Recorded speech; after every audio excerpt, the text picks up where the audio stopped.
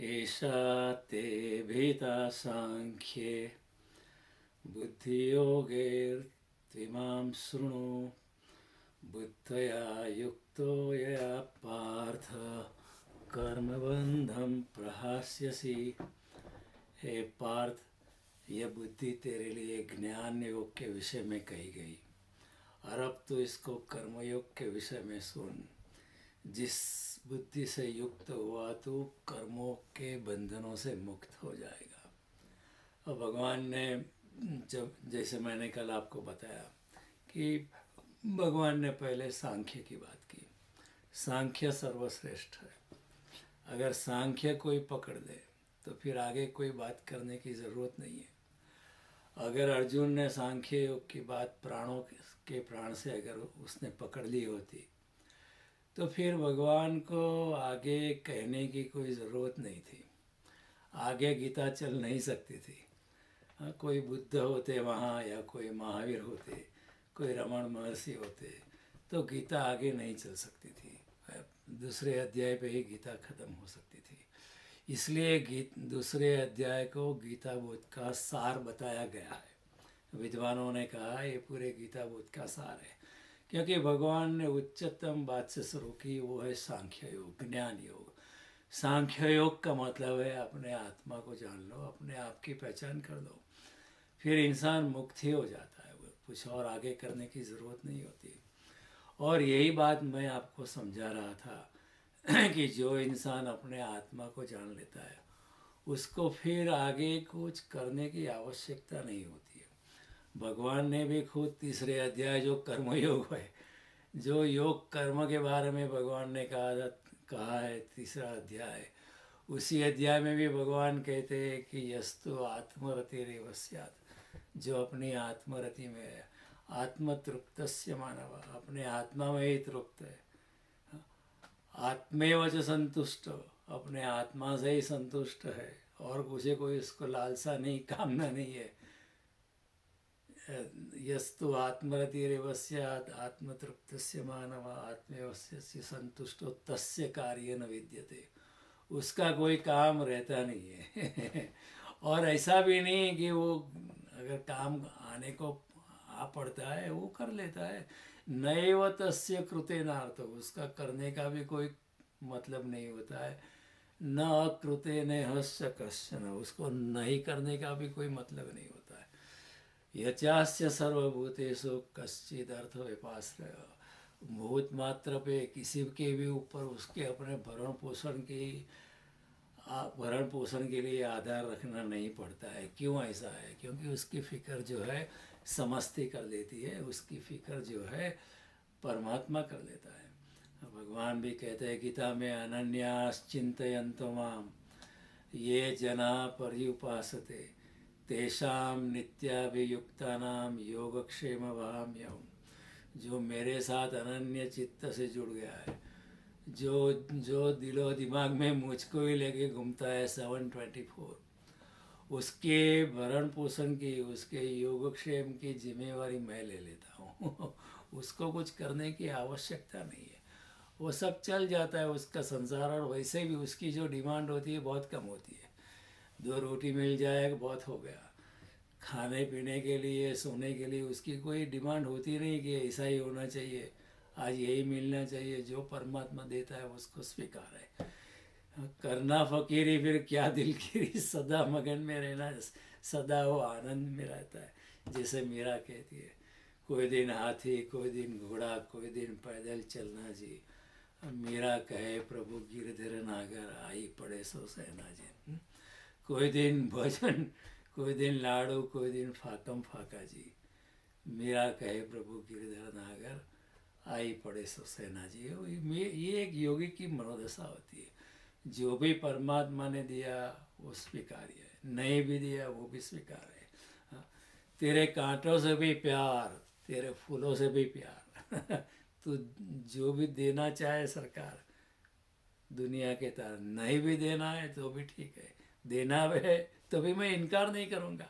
मैं ऐसा नहीं कहूँगा कि मैं तो योगी हूँ, मैं कुछ लेता नहीं। नहीं, अगर आपको देना है तो मैं कैसे इनकार कर सकता हूँ। ये योगी की मनोदशा है। और उसके लिए कुछ करने के लिए बाकी नहीं रहता है, लेकिन जो आ करता है वो पढ़ कर लेता है।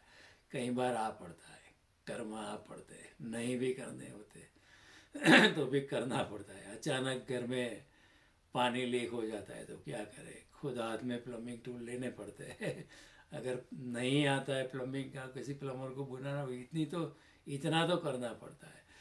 तो लेकिन उसका करने का कोई आग्रह नहीं होता है, न करने का, भाई मैं नहीं करूँगा, कुछ नहीं करूँगा ऐसा भी नहीं है। जो आता है कर लेता है। यदा यत कर्तुम आयाति तत्कृत्वा स यथा सुखम, ये अष्टावक्र के परम सिद्धांत है। अष्टावक्र गीता भी है, वो समत्व की गीता है। जो अष्टावक्र ने जनक को जो उपदेश दिया वो बड़ी प्यारी गीता है वो भी। और वो थोड़ी, ये जो गीता है अर्जुन और कृष्ण के बीच की जो संवाद हुआ है, इससे भी थोड़ा आगे जाती है। क्यों आगे जाती है? क्योंकि जनक तो वो ऑलमोस्ट है रियलाइज सोल। जब अष्टावक्र ने उसको उपदेश देना चालू किया तो Janak was almost on the verge of आत्मज्ञान। अर्जुन का ऐसा नहीं है, तो अर्जुन के लिए कृष्ण को काफ़ी मेहनत करनी पड़ती है। लेकिन जनक वॉज ए राइप मटेरियल। तो जो बात अर्जुन को नहीं की, उससे भी आगे की बात अष्टावक्र ने जनक को कही है। ये समझ लो कि ये गीता जो है वो बुद्ध भी कह सकते थे, ऐसा नहीं कि कृष्ण ही कह पाते। ये जो गीता है वो महावीर भी कह सकते थे, लेकिन उन लोगों की कमनसीबी थी कि अर्जुन जैसा बुद्धिमान व्यक्ति उनको उपलब्ध नहीं था जीसस भी कह सकते थे, लेकिन जीसस के आसपास उन लोगों का इंटेलेक्चुअल क्वोशंट, आईक्यू इतना ज़्यादा नहीं था। Arjun was a royalty, was a well trained, well educated, he was part of the elite of that time. So Arjun was ready to receive many things. और पहले ऊपर से कृष्ण का मित्र था, एक तरह का भक्ति और प्रेम का एक संबंध था। और सत्य के हस्तांतरण के लिए, in order to transfer truth, an atmosphere of harmony, एक संगीतपूर्ण तालमेल, एक पूर्ण श्रद्धा जरूरी होती है। इसके बिना सत्य का हस्तांतरण नहीं हो सकता है। तो सांख्य का कहना है कि कुछ करने की आवश्यकता नहीं है। अगर आत्मा मेरे भीतर है, अगर आत्मा मेरे, और मैं चिदानंद स्वरूप हूँ, अगर मैं ब्रह्म स्वरूप हूँ, तो फिर करने की क्या आवश्यकता है? करना ज़रूरी नहीं है। करने से क्या हो सकता है? भोजन तैयार है, खाना चालू करो।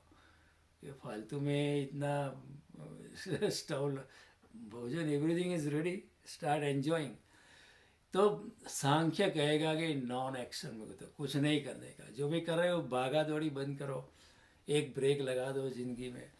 आज तक ज़िंदगी में हम दौड़ते आए दौड़ते आए दौड़ते आए, क्या किया है कभी मन की शांति उपलब्ध नहीं हुई, अभी तक नहीं हुई और कितनी संपत्ति इकट्ठी कर लो, ये happiness is on a different dimension, bliss is on a different dimension. It has no relationship with the amount of money we have. हाँ, थोड़े थोड़े से पैसों की आवश्यकता होती है, लेकिन after limit extra thing we earn is of no consequence actually. Unnecessarily it increases stress, unnecessarily हमारी भागा दौड़ी बढ़ती है. और ये दौड़ जो है, संसार में जो दौड़ है, वो हमें आखिर में तो हमारे कब्रिस्तान में ही लेके जाती है. और then we realized we wasted our human form of life. When I was young, somebody has written, when I was like a schoolboy, I could not wait until I passed my high school graduation.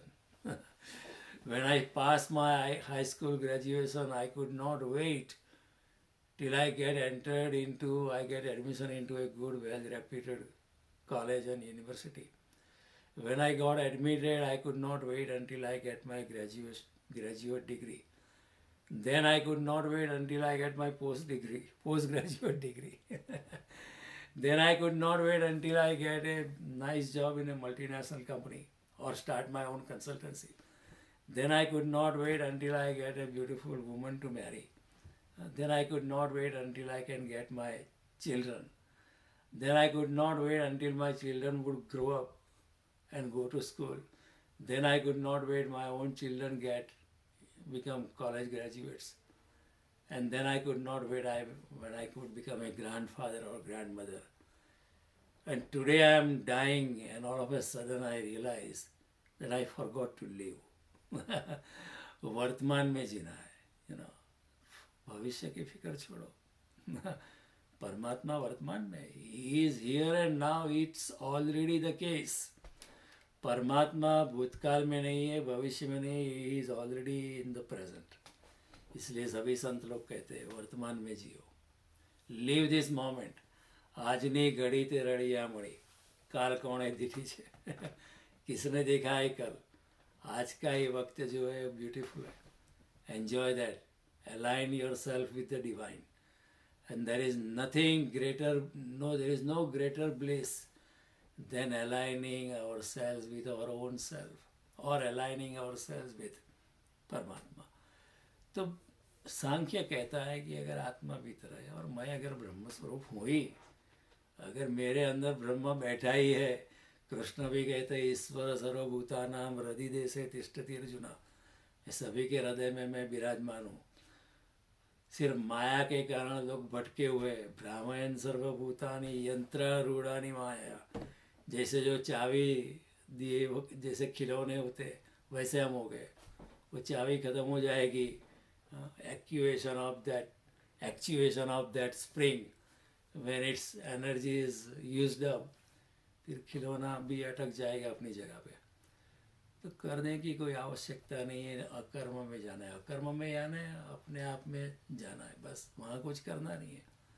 अकर्म कुछ न कुछ तो होता ही रहता है ना, कुछ न कुछ तो कर्म होता है. श्वास लेना भी एक कर्म है. श्वास लेना भी एक कर्म है. भगवान कहते हैं नहीं कश्चित क्षणमपि जातु तिष्ठति. लेकिन अगर वासना है, कामना की अपेक्षा है, तो फिर कर्म का बंधन लगता है. लेकिन कोई अपेक्षा ही नहीं है तो फिर कर्म का बंधन नहीं लगता है. अगर मैं भूल जाऊं कि करने वाला हूँ, करने वाला मैं कैसे हो सकता हूँ. देखो, ये जो मेरा शरीर है वो कर्म कैसे करता है, वो आत्मा की ऊर्जा से करता है. अगर आत्मा निकल गई मेरे शरीर से तो फिर माई dead body can not do anything.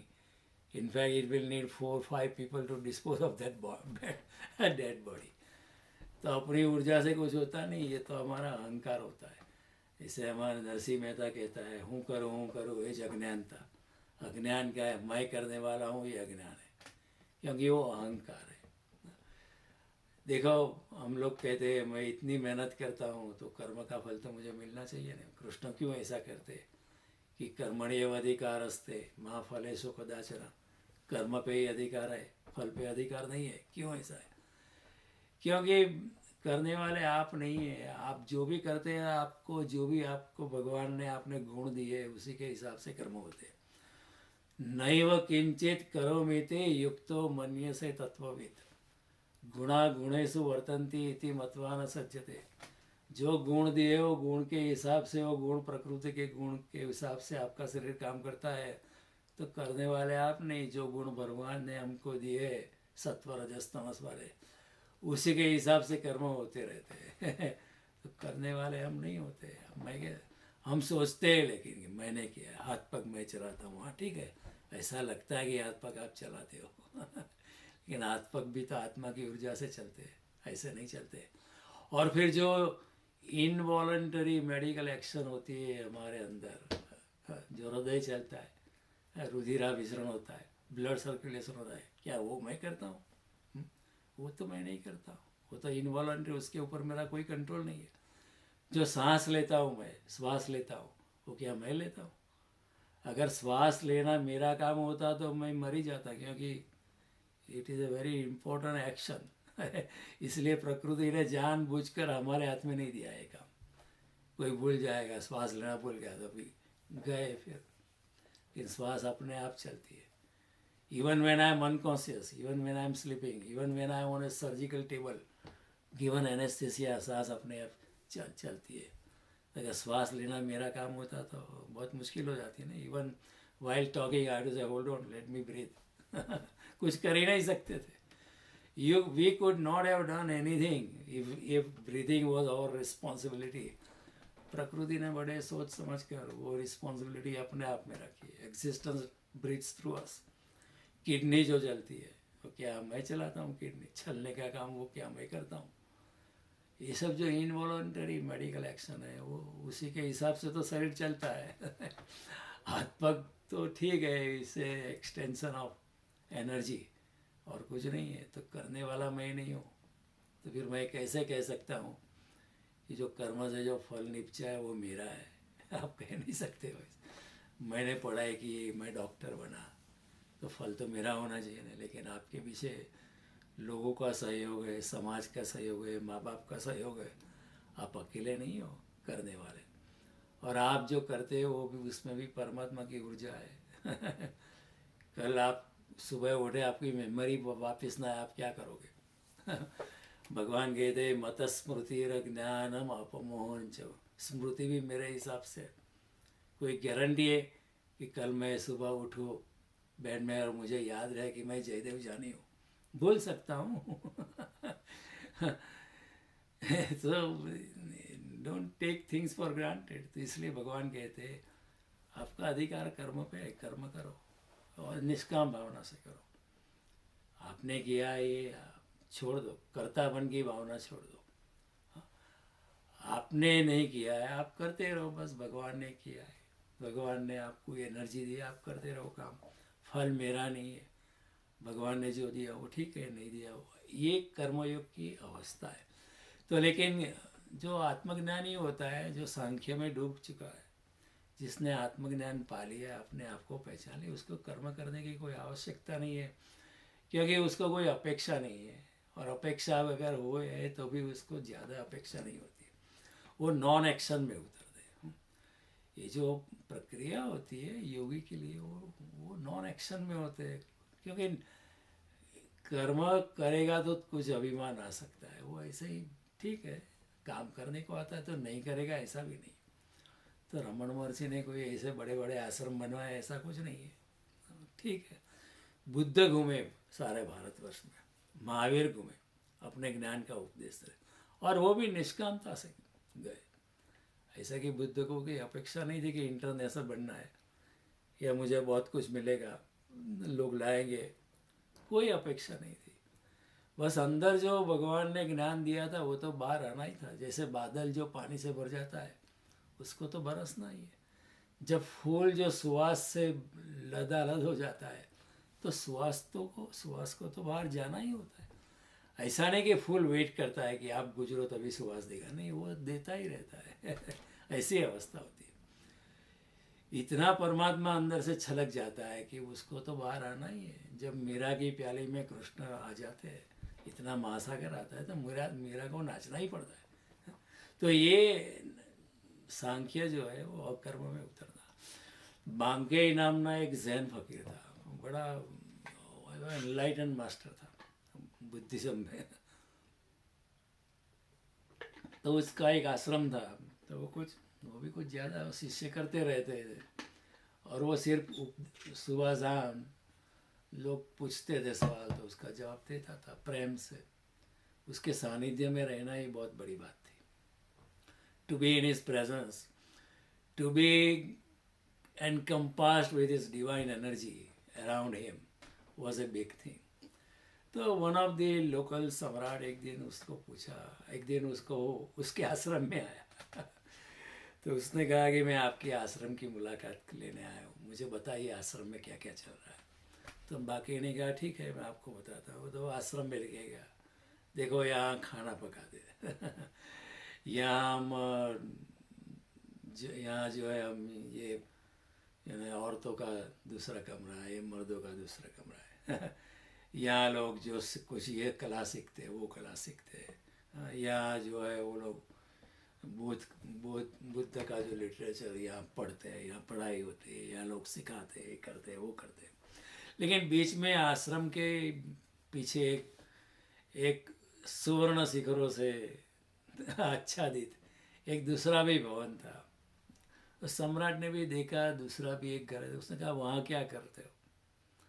तो जवाब ही नहीं दे, वो और ही बात करते हैं कि देखो यहाँ हम ये करते हैं, यहाँ प्रवचन होता है, यहाँ हमारा ऑडिटोरियम है, यहाँ शो होता है। तो सम्राट ने सोचा ये शायद भूल गया कि मैं क्या पूछता हूँ। तो नहीं नहीं, आप वहाँ क्या करते हो? जो पीछे जो मकान है, पीछे जहाँ जो स्वर्ण शिखर है उसके नीचे जो बड़ा कमरा दिखता है, वहाँ क्या करते हो?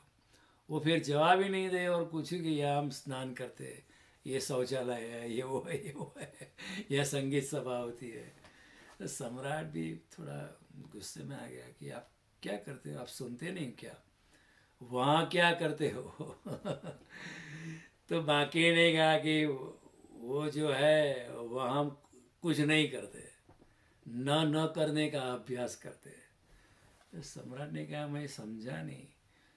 तो उसने कहा अगर आप पूछते ही हो तो वहाँ हम ध्यान करते हैं, लेकिन ध्यान क्या होता है? ध्यान किया नहीं जा सकता है, ध्यान हो जाता है।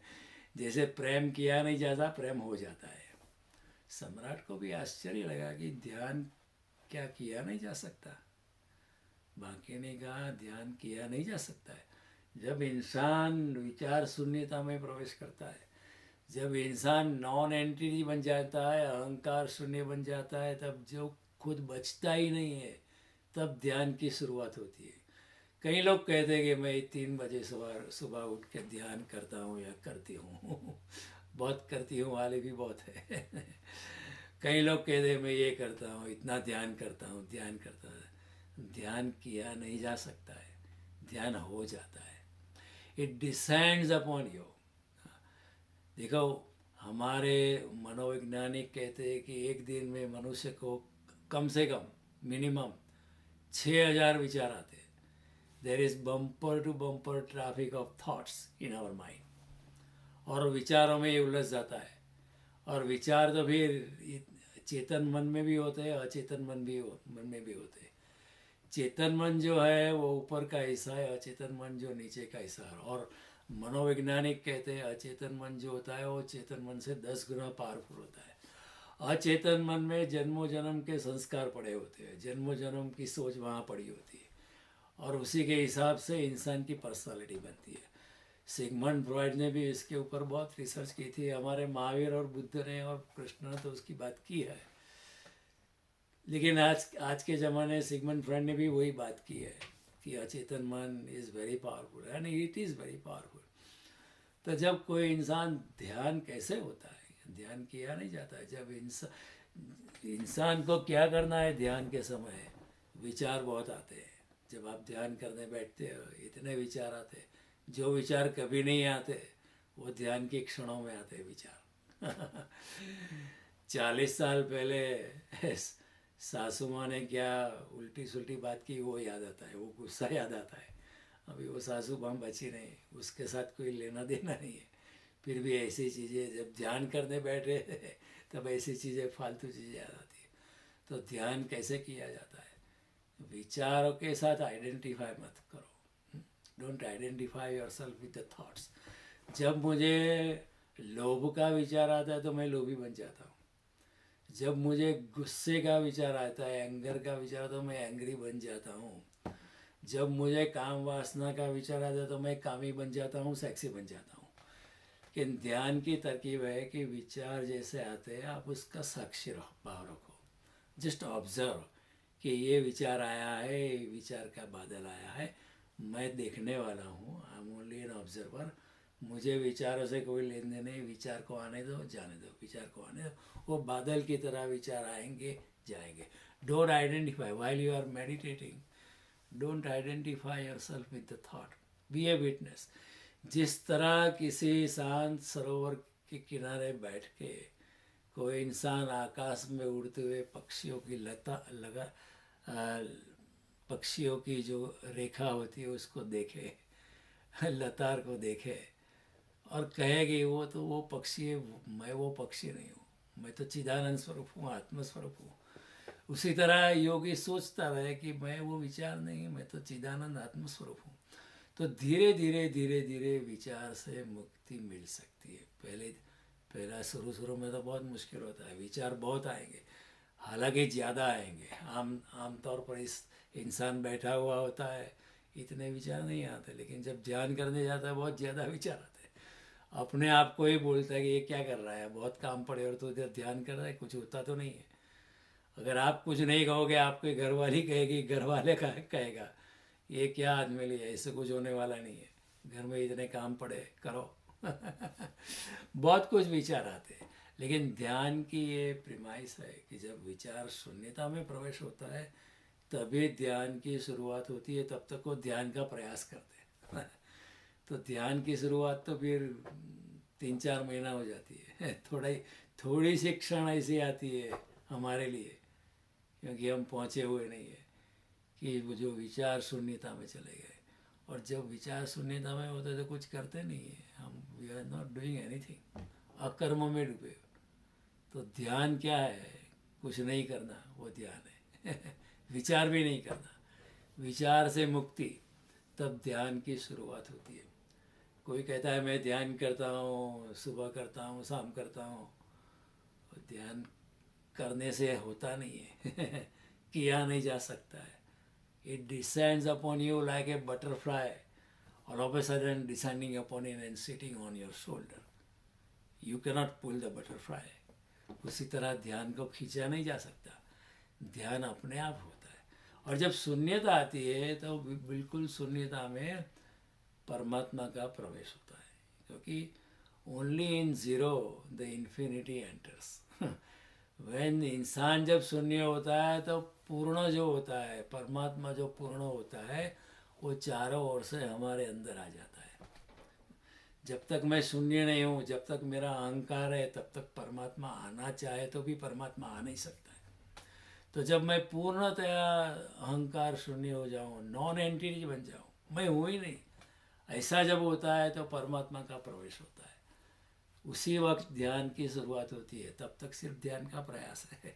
तो वो बांके को पूछा जापान के सम्राट ने कि वहाँ क्या करते हो, तो उसने कहा वहाँ कुछ हम करते नहीं है, वहाँ सिर्फ होते हैं, करते कुछ नहीं है, सिर्फ होते हैं। We are not doing anything there, we are just being. So ध्यान is a question of being, not a question of doing. समझ में आता नहीं, वो होने का सवाल है, हाँ, करने का सवाल नहीं है।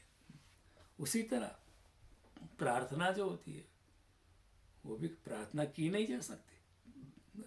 जो प्रार्थना लोग करते हैं, हम प्रार्थना करते हैं, कोई मंत्रोच्चार कर देते हैं, हमने प्रार्थना समाप्त कर दी। जल्दी जल्दी ऑफिस से जाना, किसी ने कहा सुबह प्रार्थना करना, धनाधन धनाधन फास्ट स्पीड से मंत्र बोल दिया, दिया सलाई से आरती दीपक जला लिया, इंसेंस स्टिक जला ली, और ऐसा करके निकल गए, चलो हमने काम, प्रार्थना ख़त्म कर दी, पूजा ख़त्म कर दी।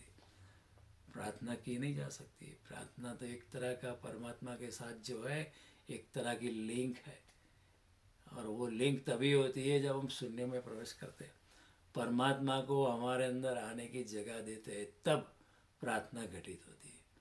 बहुत लोग प्रार्थना करते हैं, मंदिर जाते हैं, ये करते हैं, वो करते हैं, लेकिन प्रार्थना बहुत लोग कर सकते हैं, क्योंकि की नहीं जा सकती, प्रार्थना हो जाती है जब इंसान इतने प्रेम से, इतने भक्ति से, इतने भाव से शरणागति की अवस्था में आता है और परमात्मा को अंदर आने का मौका देता है, तब प्रार्थना होती है। तब तक प्रार्थना नहीं होती है।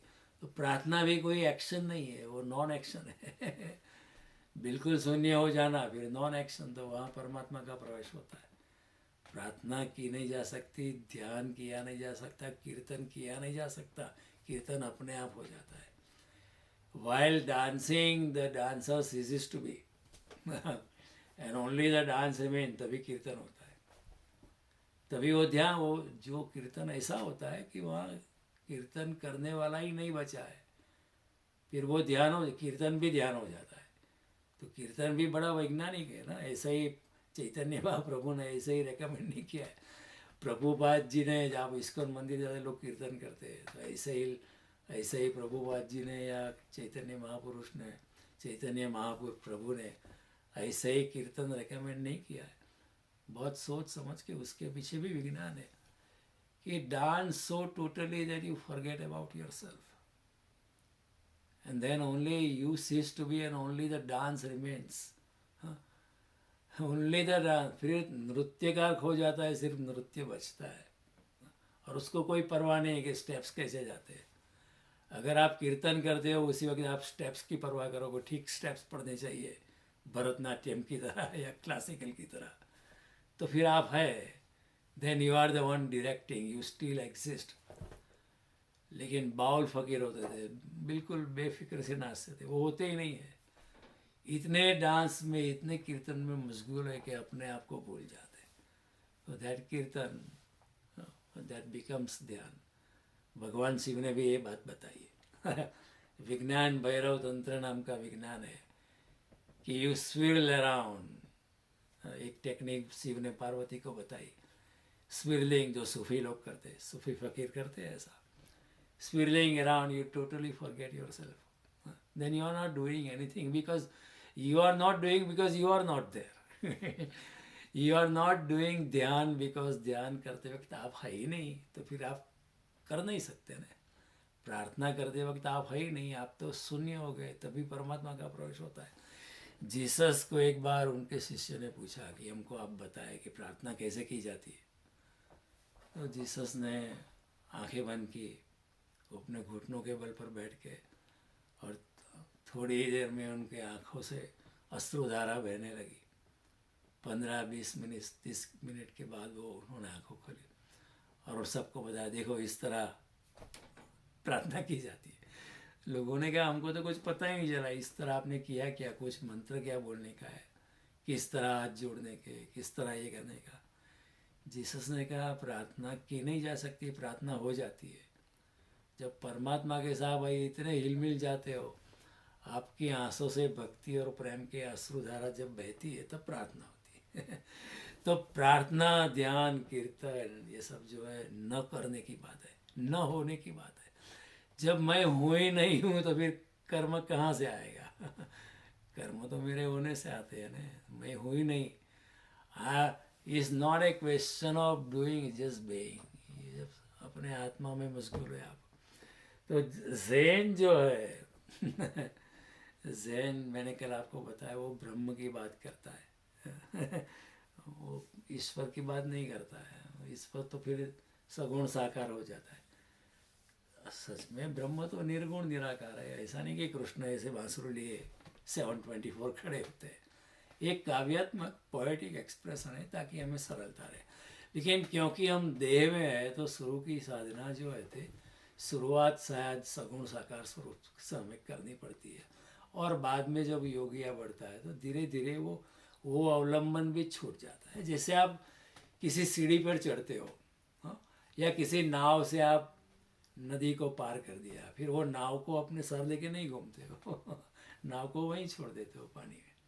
ऐसा नहीं चलो नाव को भी हम हमारे साथ लेके जाते हैं, ऐसा नहीं करते. उसी तरह आप शरणागति में आ गए हो तो फिर वो शरणागति की बातें रहती है. तो जिसको हमने नहीं जाना उसे कहे कैसे. ज़ेन ऐसा कहता है, सांख्य ऐसा कहता है. और ये बात, वो ब्रह्म की भी बात नहीं करता. कई बार ज़ेन जो होता है वो ब्रह्म की भी बात नहीं करता. क्यों? क्योंकि जो कहता है जिसको हमने जाना ही नहीं है उसको हम कहे कैसे. अगर कहेंगे तो गलत ही होगा ना. जानने के बिना हम कैसे कह सकते हैं. और जब जान लेते हैं तो फिर कहने की क्या ज़रूरत है. जब जान लिया है तो कहने की क्या ज़रूरत है. और अगर कहें भी तो कौन समझने वाला है. People will not be able to receive it. तो ये सांख्य बात करता है. फिर भी सांख्य जो है ब्रह्म की बात करता है. ज़ेन ब्रह्म की बात नहीं करता है, लेकिन सांख्य बात करता है. क्यों करता है? करुणा से, इस आशा में कि इस ज्ञान की चर्चा में, आत्मा की चर्चा में किसी को शायद फ्लैश मिल जाए, किसी की ट्यूबलाइट झलक जाए, शायद कोई विचार ग्रहण किसी के लिए चोट बन जाए, कुछ हैमरिंग हो जाए, किसी के आत्मा का भी जागरूक. हाँ, हो सकता है मोस्ट पीपल विल मिसअंडरस्टैंड, लेकिन हो सकता है कोई पकड़ भी ले. तो सांख्य और ज़ेन वैसे एक ही बात करते हैं, लेकिन सांख्य अब ज़्यादा करुणावान है कि वो बात करता है ब्रह्म की. ज़ेन ब्रह्म की भी बात नहीं करता है, बोले चुप मरो. चुप ही रहो. बात करने की भी क्या ज़रूरत है। तो डूइंग से कुछ नहीं होता, सिर्फ नोइंग से, जस्ट बीइंग से, कुछ करने की आवश्यकता नहीं है। सो जगत के सभी ज्ञानी जो लोग होते हैं वो सांख्य की बात करेंगे ही। भिन्न भिन्न अवस्था से करेंगे।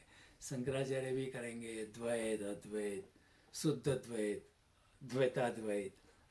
बुद्ध ने जो है, बुद्ध जो थे, इवन महावीर ने भी प्योरेस्ट ऑफ द प्योर सांख्य की बात की। तो फिर लोग समझे नहीं ना, कैसे समझे? ये तो बहुत मुश्किल बात है ना। इसलिए हिंदुस्तान जो उस जमाने में जब बुद्ध थे, तो जो पंडित थे वहाँ, जो उच्च कक्षा के ब्राह्मण थे, वो बुद्ध के समझ नहीं पाया। बोले वो ये तो निरीश्वरवादी है। बुद्ध निरीश्वरवादी नहीं है, बुद्ध ब्रह्मवादी है। लेकिन वो बीच में ईश्वर के सगुण स्वाकार स्वरूप का इनकार करते हैं। तो लोग समझ नहीं पाए, ये तो नास्तिक लगते हैं बुद्ध। वास्तव में बुद्ध नास्तिक नहीं है। बुद्ध जैसा आस्तिक खोजने से भी नहीं मिलेगा। लेकिन उच्च कक्षा के विद्वान लोग, ब्राह्मण लोग बुद्ध को समझ नहीं पाए। तो फिर हिंदुस्तान से बुद्धिज्म के पैर उखड़ गए। क्योंकि बुद्ध ने कहा करना कुछ नहीं है, सिर्फ ध्यान में डूबो, अपने आत्मा को जानो, बस, फिर ख़त्म बात, और कुछ करना नहीं है। लेकिन उस ज़माने में लोग बहुत शास्त्रों को कंठस्थ करते थे, बहुत चर्चा करते थे, ये विधि करते, यज्ञ करते थे, क्रियाकांड करते थे, कर्मकांड करते थे। उसी को समझ लेते कि यही भगवान को पासों में ले जाएगा, एंड दैट्स ओनली वे। लेकिन बुद्ध ने कहा ये कुछ आवश्यक नहीं है, इससे आप पहुँचोगे इसके भी कोई गारंटी नहीं। अपने आत्मा को जान लो, फिर ऐसा कोई बीच में ईश्वर नहीं है, फिर ब्रह्म ही ब्रह्म है। और ब्रह्म निर्गुण निराकार है, आप सगुण साकार की क्यों बात करते हो? लेकिन कोई समझा नहीं बुद्ध की बात। तो हिंदुस्तान से उसके पैर उखड़ गए। फिर अशोक, सम्राट अशोक ने अपने जो दूत थे, धर्मदूत जो थे, उनको चीन भेजा, तिब्बत भेजा, श्रीलंका भेजा, जापान भेजा, वियतनाम भेजा, पूरे एशिया में भेजा। लेकिन वहाँ जाकर शुद्ध जो जैन बुद्ध की बात थी, वो उन लोगों को छोड़ देनी पड़ी। कि वहाँ तो लोग जो थे इंडिया से भी गए लोग थे। उन्होंने कभी धर्म देखा ही नहीं था। बुद्ध की जो उच्च कक्षा की बात जो थी, अगर हिंदुस्तान नहीं पकड़ पाया तो वो लोग कहाँ से पकड़ा? तो वहाँ उनको बात छोड़ करनी पड़ी। यहाँ बुद्धिज़्म वॉज प्योर वेजिटेरियन, तो वहाँ जाके वहाँ कहना पड़ा कि ठीक है आप मच्छी खा सकते हो। देखा कि अगर हम कहेंगे आपको वेजिटेरियन बनना पड़ेगा, कोई लेगा नहीं।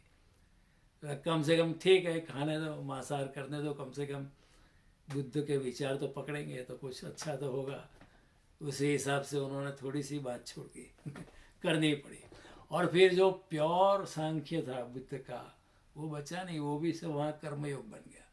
कुछ करना पड़ेगा तो ठीक है, अभी बुद्ध के मंदिर बनाओ, बुद्ध के शास्त्रों का संस्कृत से वियतनामीज में या श्रीलंकन भाषा में, तिब्बतन भाषा में या चाइनीज़ में, चलो भाषांतर करो, या जापानीज़ में भाषांतर करो।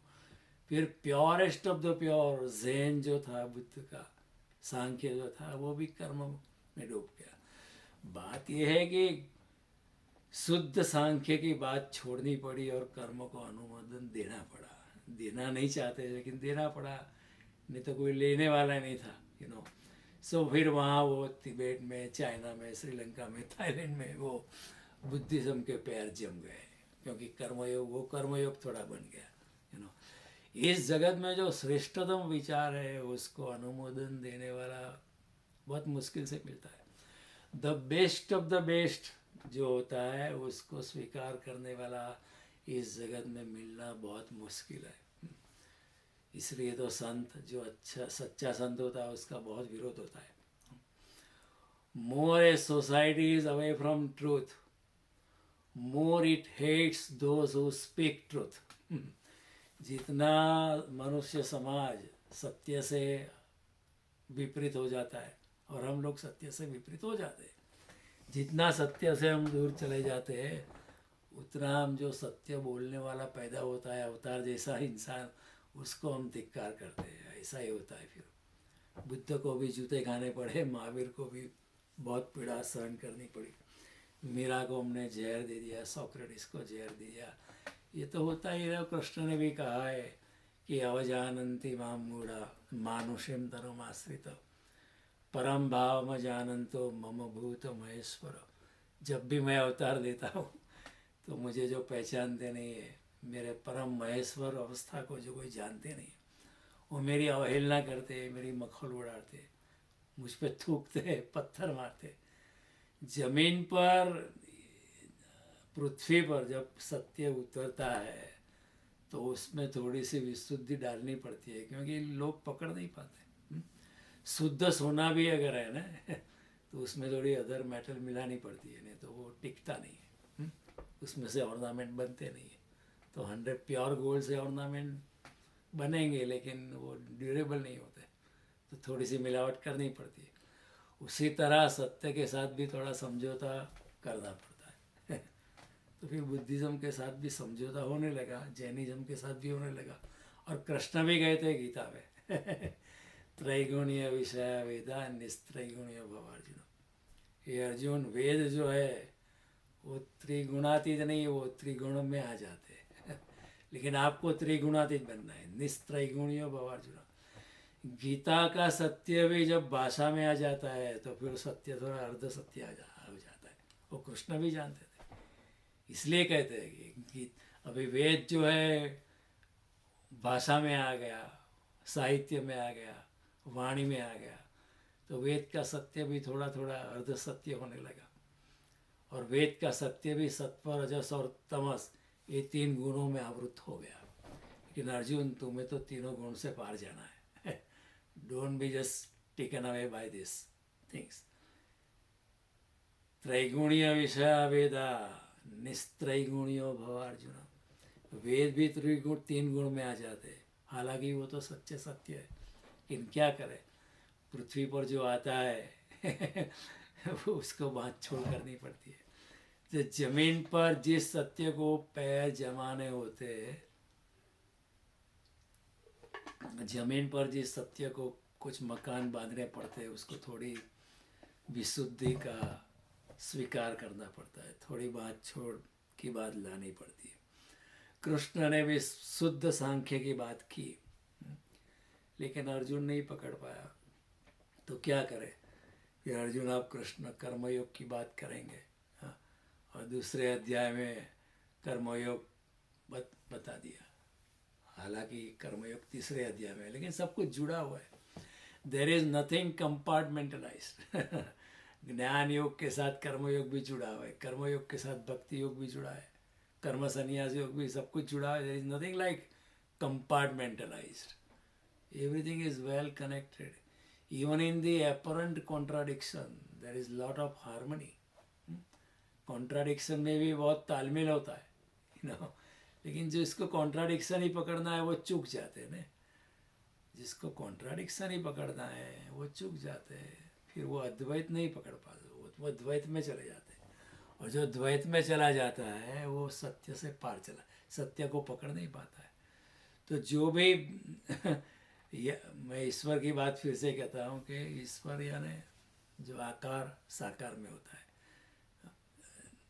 जो आकार में ईश्वर की हमारी परिकल्पना होती है। जैसे कृष्ण है, आकार में होते हैं, लेकिन कृष्ण भी कहेंगे ठीक है पहले मुझे मेरे आकार को पकड़ो। और 12वें अध्याय में अर्जुन भी सवाल पूछता है कि हम आपके सगुण साकार की साधना करें या निर्गुण निराकार की साधना करें। तो भगवान ने कहा ठीक है आप पहले सगुण साकार की करो, क्योंकि क्लेशोधि अधिकरस्तेषाम अव्यक्ता सक्त चेतसाम अव्यक्ता ही गतिर दुख।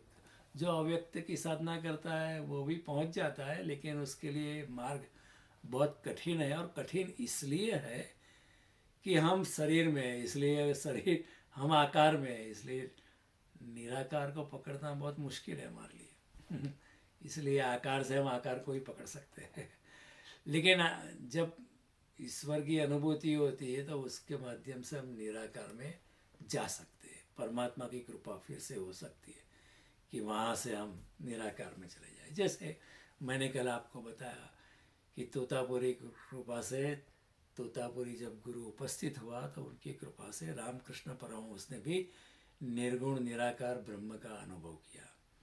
उसी तरह हमारे साथ भी हो सकता है, पहले सगुण साकार से शुरुआत करनी पड़ती है, क्योंकि हम इतने पहुँचे हुए कि हम बिल्कुल ध्यान में चले जाए, शायद हमारे से कुछ होगा नहीं। तो ठीक है, सगुण साकार, इसलिए श्रीमद् भागवत में बीज ध्यान बताया। बीज ध्यान यहाँ है, भगवान के शरीर का ध्यान करो, भगवान का ध्यान करो, कृष्ण के सगुण साकार स्वरूप का ध्यान करो। फिर वहाँ से उसके बाद सगुण साकार स्वरूप का ध्यान पूर्णतया हो गया, कृष्ण साक्षात आपके हृदय आकाश में आ चुके, फिर वहाँ से फिर आगे यात्रा हो सकती है और वहाँ से निर्गुण निराकार में जा सकता है। तो आदमी ब्रह्म को पकड़ नहीं पाता है, इसलिए बीच में कुछ माध्यम बनाने पड़ते हैं, कुछ डाइविंग बोर्ड बीच में बनाने पड़ते हैं, इसलिए कि ईश्वर के माध्यम से गति की शुरुआत हो जाती है। 4 कदम और चलो, फिर और 4 कदम, फिर बीच में ईश्वर, बीच में सगुण साकार, अंत में ब्रह्म, अंत में जो जैन कहता है कि फिर वहाँ निर्गुण निराकार ही है।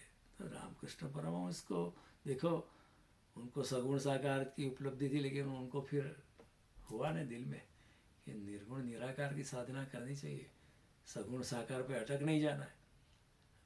तभी होता है कि जब परमात्मा आपको विचार ऐसा देता है, तभी होता है। तो क्योंकि ब्रह्म जो है अकंप है अकंप यानी उसमें वो विचलित नहीं होता है, अचलो अयम सनातन, कृष्ण कहते हैं।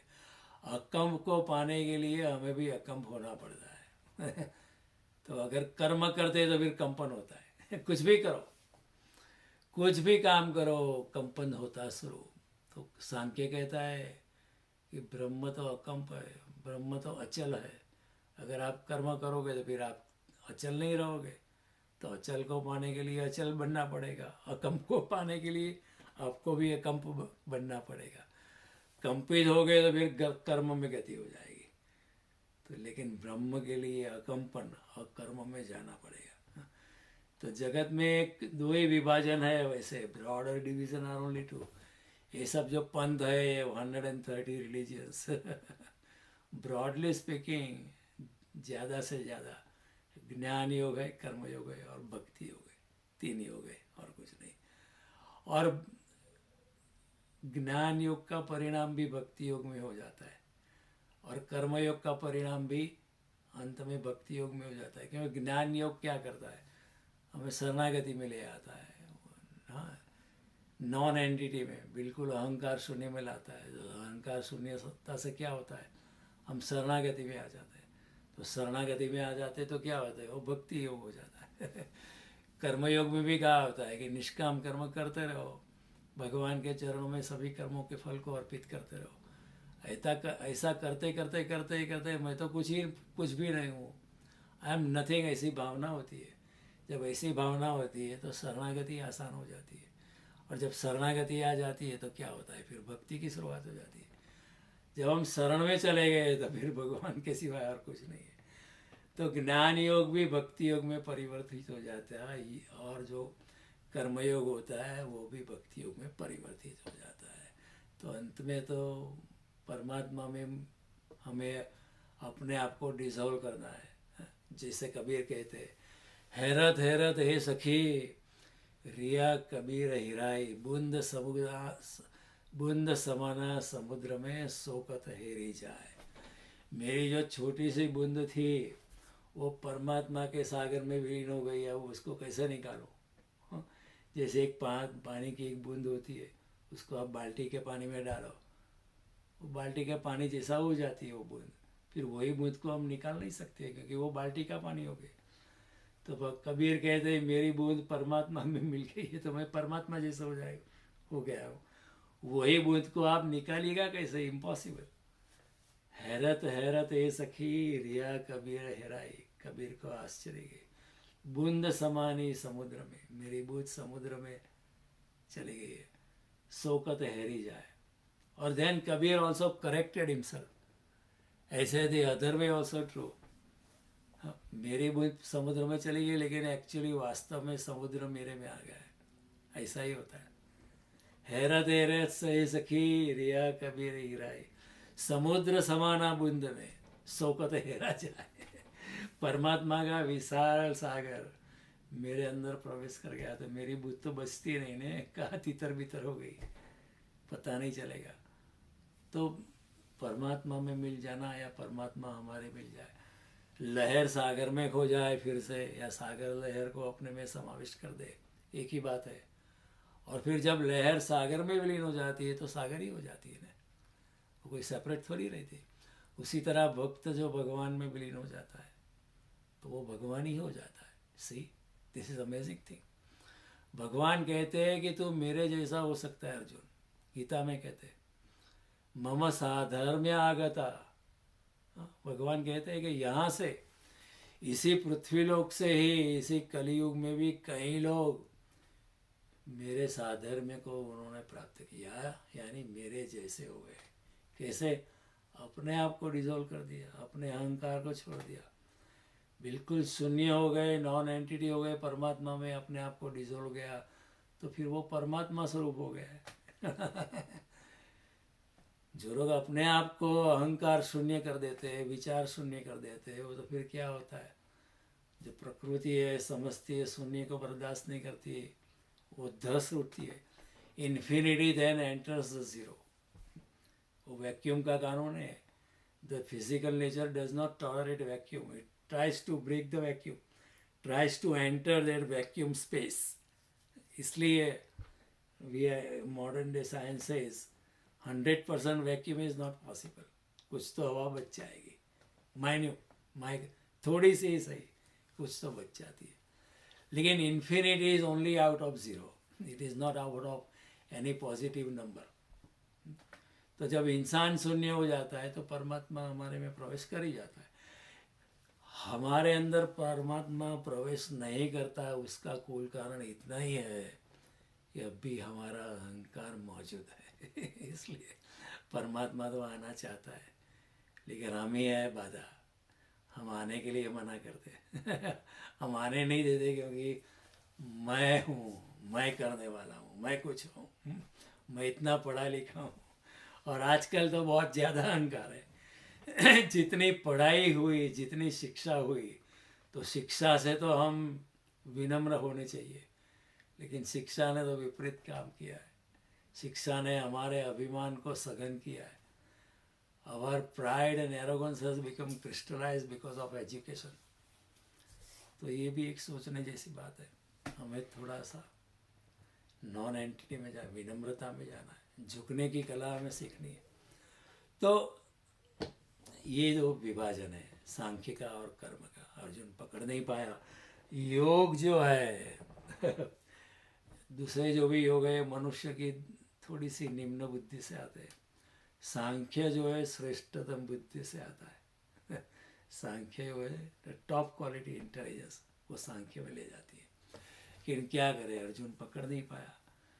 तो फिर पकड़ नहीं पाया तो फिर कृष्ण की भी मजबूरी है, और कृष्ण करुणावान है, इसलिए कृष्ण ने ऐसा नहीं कहा कि चल जाओ यहाँ से, मैं थक गया हूँ, समझाते समझाते छोड़ो मुझे, इतनी सी बात नहीं समझता है, क्यों रोता है, इतनी बात समझाई मुझे तूने, मैंने तुझे समझाई कि आत्मा हमारे, फिर भी क्यों इतना रोता ही रोता है। कृष्ण करुणावान है, इसलिए वो अभी कर्मयोग समझाएंगे, बाद में और योग भी समझाएंगे। ये हमारे ऊपर कृपा है, अर्जुन की कृपा है कि वो समझा नहीं। अगर अर्जुन समझ जाता तो फिर गीता में एक ही योग होता, सांख्य योग। हमें दूसरे योग का पता ही नहीं चलता। फिर कृष्ण फिर चुप हो जाते हैं, क्यों समझ। अगर अर्जुन अगर समझ गया होता तो कृष्ण को कोई भाषण करने का शौक नहीं है, वो चुप हो जाते, ठीक है चलो तू समझ गया है, आगे जाने की कोई ज़रूरत नहीं। इसलिए ये जो गीता है वो कृष्ण ने कही कम, अर्जुन ने कहलवाई ज़्यादा है। और क्योंकि अर्जुन ने कहलवाई है, वो हमारे पे कृपा है कि अर्जुन के माध्यम से कृष्ण ने हमारे लिए बहुत कुछ छोड़ के गए। तो हम भी कृष्ण के उपकारी है कि इतना ज़्यादा, इतना खजाना छोड़ के गए। अगर कोई इंसान गीता को अगर पूर्णतया अपने आत्मसात कर दे तो फिर वेद या उपनिषद या कुछ भी पढ़ने की ज़रूरत नहीं है।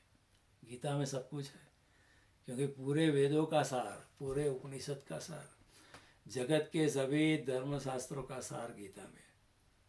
सिर्फ उसको उसको वो सार जो है ना, वो गागर में सागर जैसा है, शब्द में संहिता जैसा है। कोई समझाने वाला अगर मिले विस्तार से, क्योंकि जो एक्सप्रेशंस कृष्ण ने वो they are very formulative, they are like Einstein's formula, E is equal to M C square. अभी लोग कैसे समझे ऐसे फार्मूला को, वो तो संक्षिप्त में है, लेकिन फार्मूला को एक्सप्लोर करने वाला हो। हाँ, गीता जो है ना वो जिप फाइल है कई बार फाइल को थोड़ी कॉम्प्रेस करनी पड़ती है ना, for the sake of saving the gigabytes of capacity on the hard drive. somebody sends us a zip file, फिर we have to unzip it and then it will explode and explode and explode and explode. उसी तरह गीता जो है एक zip file है, and more we get into it, it will explode and explode and explode. गागर में सागर, फिर वो उसमें से सागर निकलेगा शब्द में संहिता, एक शब्द, एक ही शब्द, गीता का एक शब्द में संहिता समाई हुई है। तो एक कृष्ण की करुणा हमें मिलती रहेगी। कृष्ण कर्मयोग की बात करेंगे और हमें भी बहुत आनंद आएगा। आत्मा परमात्मा की बात कृष्ण ने बड़ी अच्छी, ठीक तरह, बड़ी वैज्ञानिक दृष्टि से, in a very formulative way Krishna explain to us. और मैंने भी आपको यथामति, यथाशक्ति, यथा भक्ति समझाने का मैंने प्रयास किया है। वो भी परमात्मा की कृपा होती है।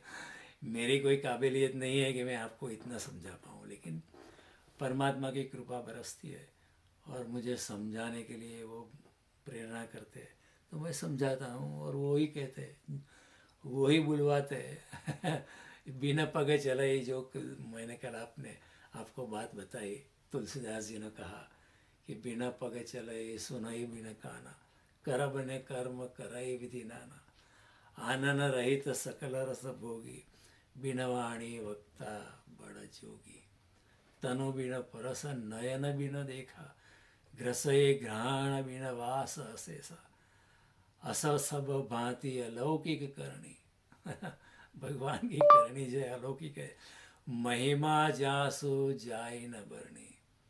Very difficult to describe. मुझे यह जानकारी मिली। तो this is what Bhagwan has said in this particular shloka कि अर्जुन देख, मैंने सांख्य की बात की है तुझे ये बुद्धि, मैंने सांख्य की बुद्धि तुझे दी, लेकिन तू नहीं पकड़ पाया। कोई बात नहीं, मैं तो मुझे वही बात मैं कर्मयोग से मैं कहूँगा। और कर्मयोग और सांख्य योग एक ही बात है। एकम सांख्यम च योगम च य पश्यति स पश्यति। सांख्य योग और कर्मयोग कोई परिणाम तो एक ही होता है तो कोई बात नहीं, मैं वही परिणाम दूसरे ढंग से ला सकता हूँ कृष्ण भी is an artist, is a master of all games, mind games, is a greatest psychologist of our time. इसे ठीक है, अभी सांख्य तू पकड़ नहीं पाता है, मैं कर्मयोग से तुझे वही बात समझाऊंगा। फिर अर्जुन फिर भी नहीं समझेगा तो कृष्ण और योग समझाएंगे। तो इतने सारे योग गीता में समाविष्ट हुए, उसकी वो तो कृष्ण से ज़्यादा अर्जुन की कृपा ज़्यादा है हमारे पे क्योंकि अर्जुन पूछता ही रहा, पूछता ही चला गया, पूछता ही। और कृष्ण ने भी कहा नहीं कि ये तो बात तू पूछ चुका है पहले, बार बार क्यों पूछता है। मैंने समझाया भी दिया, अश्रद्धा करता है, क्यों बार बार पूछता है। कृष्ण ऐसा नहीं कहे। कृष्ण अथक शिक्षक है, करुणा से भरे हुए, अपना मित्र है, अपना भक्त है, तो कृष्ण समझाते चले जाते हैं और उस प्रक्रिया में फ़ायदा हमें हो रहा है।